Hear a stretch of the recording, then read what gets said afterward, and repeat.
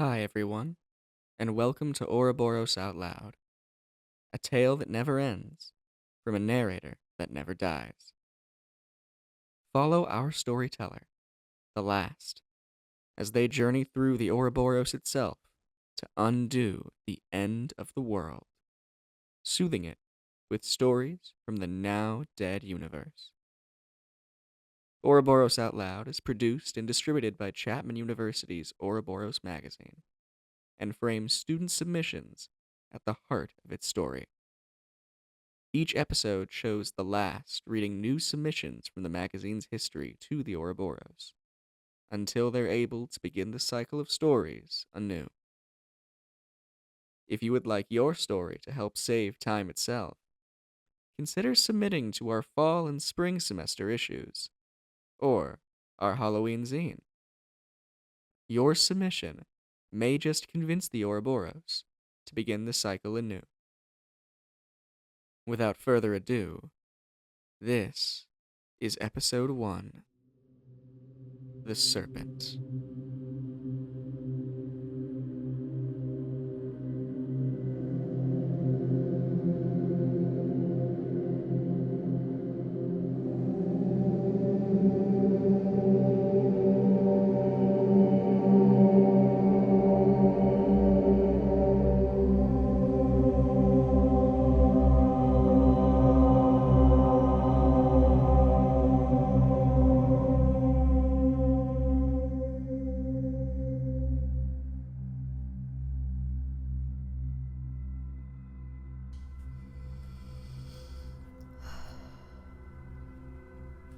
O great serpent of time everlasting, hear this ancient song I so humbly sing, to wake you from your slumber and fasting. With new stories under my arm, I bring a new life to this world as it decays, and hope that you will find it in your heart to keep your promise and restart this phase, as I too have long vowed to play my part.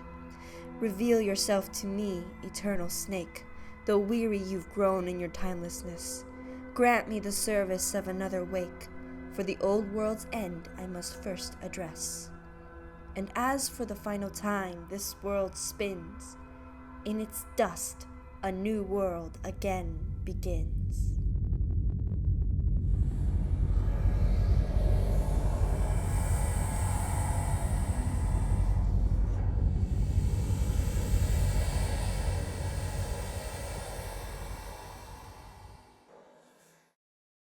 Hello, old friend. Ah, it seems you are already itching for a story. Well then, where shall we start? With tales of glory?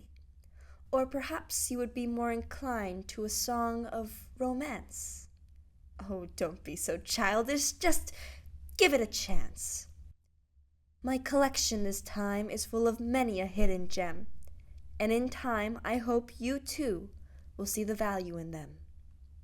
Come, old friend, and open your starry eyes. Listen to my fresh tales, the ink still dries. I can only hope that they will garner your affection. But at least for the moment, grant me your attention. If I so convince you and strike you with awe, open up the void that makes up your maw. Well then, do you promise?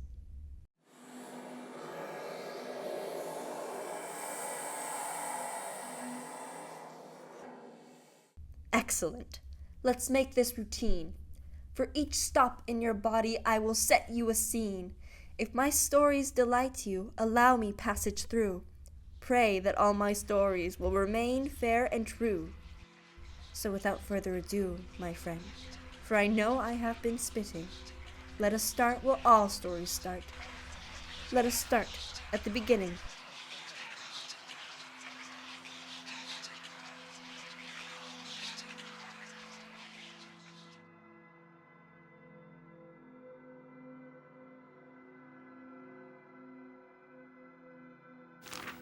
I have never been one universe.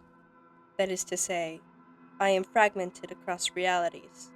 Realities where nothing matters. Realities where everything matters. And something in between. I have never been one space.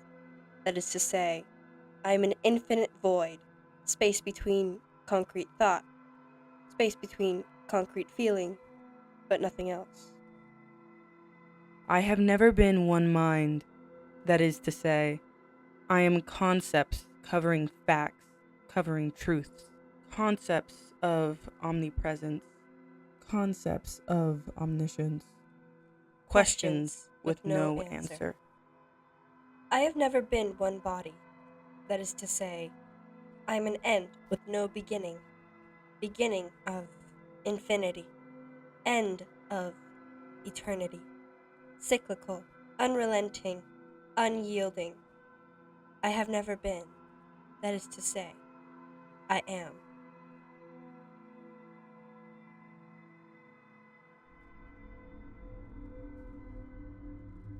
The Calamity and the Star. Deep in the vast expanse of space, far beyond the Milky Way, the Calamity marches forward. It shifts its weight in a place that is weightless, feet finding purchase on the sparse, minuscule molecules among the void. A trail of stardust and nuclear fission floats behind its colossal form. Nearby, a star is shaken free from its place in space. It begins to drift downwards, swept up in the false gravity of the Calamity.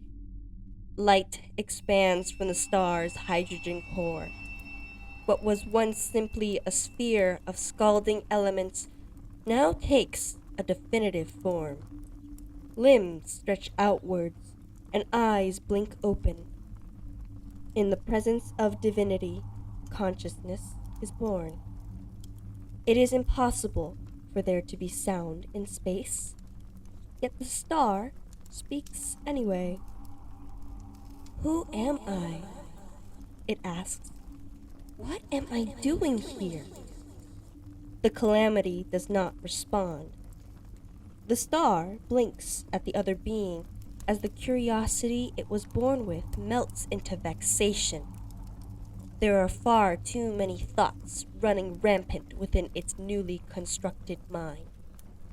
It knows too much for an organism that has just become sentient, yet it knows too little for an extraterrestrial being that has existed eons before this moment. What am I doing? Where am I going? The star's question is spoken more like a demand. After it is once again ignored, it tries a different line of inquiry. Where are you going? Forward.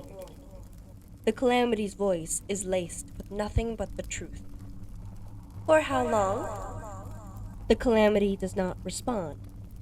The star carries on. Are you tired?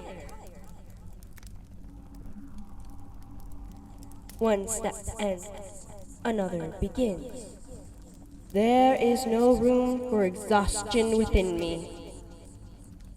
Existence without debilitation.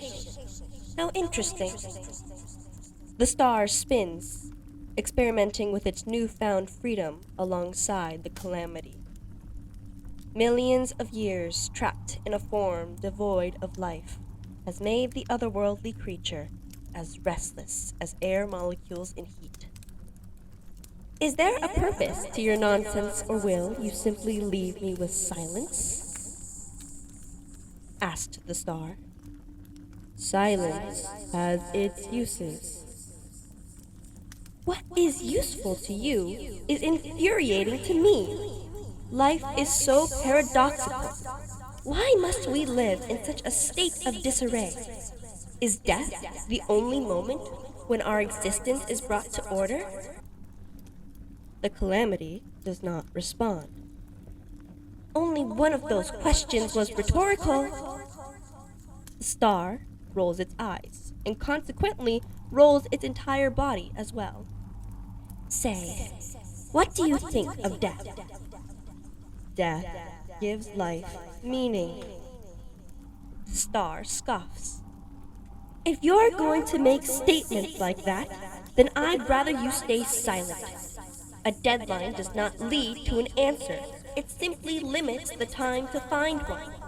Do all godly beings speak an enigmatic blabber, or are you an eccentric exception? I am not a god. Is that so? I have never met a god, so I suppose I don't have any frame of reference. Although, I have never met another being before.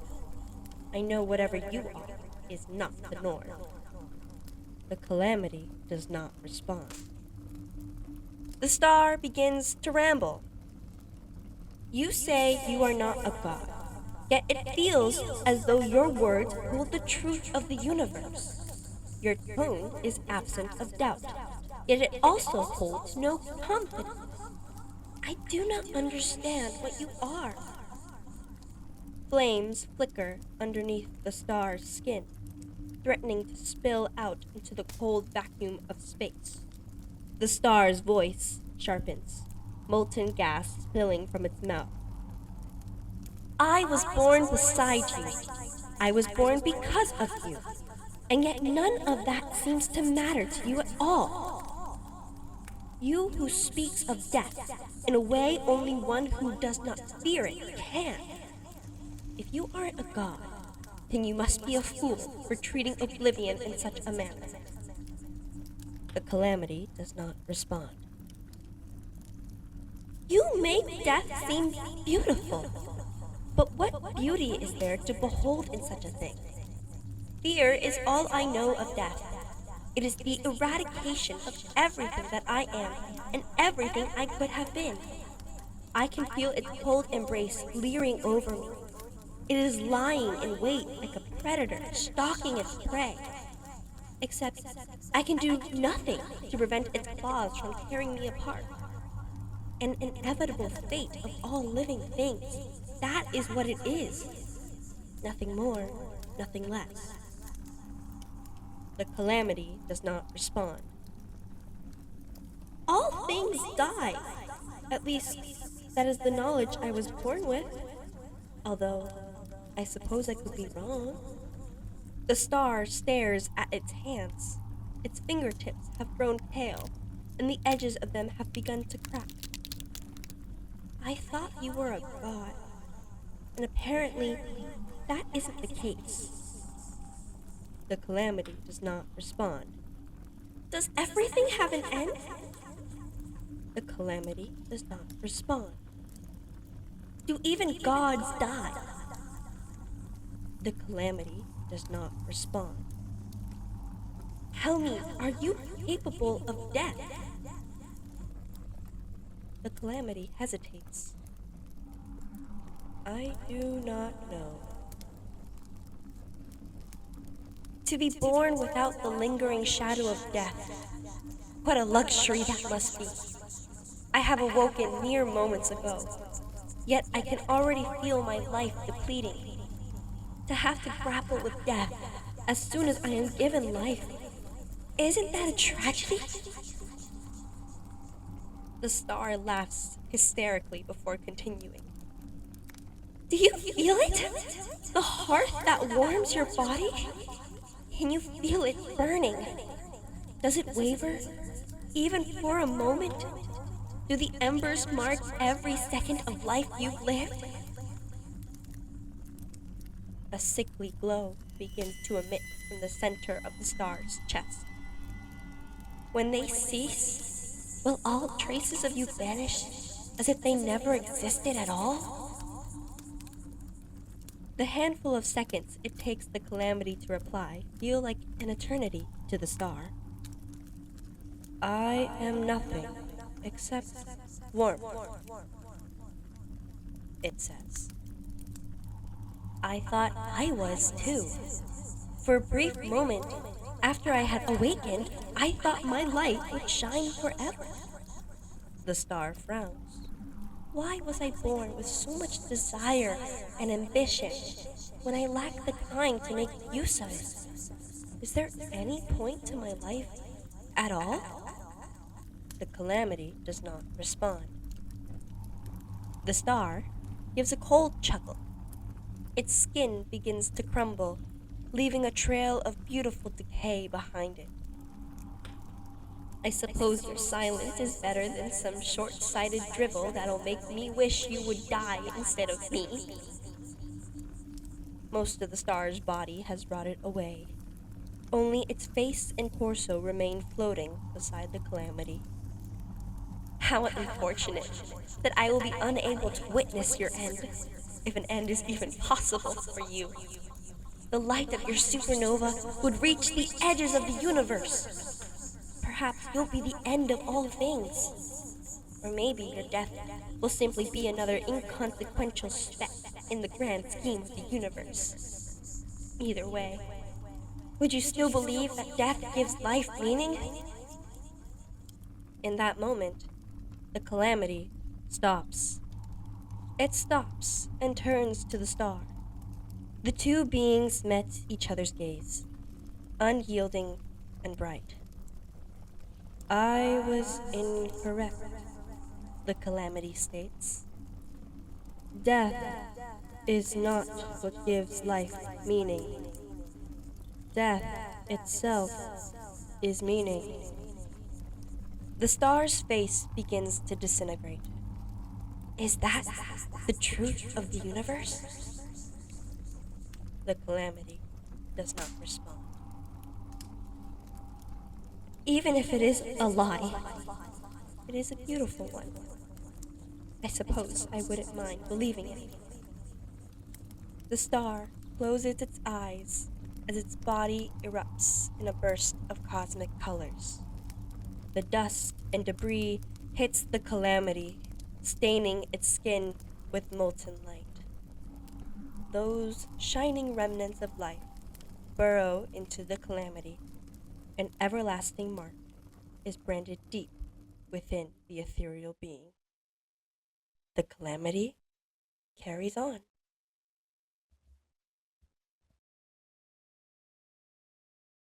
Well then, my friend, how was that? Are you satisfied? Surely that was enough to grant me passage inside. You are a tough one to please, I will sorely admit. But go on, then, Ouroboros. What is your verdict?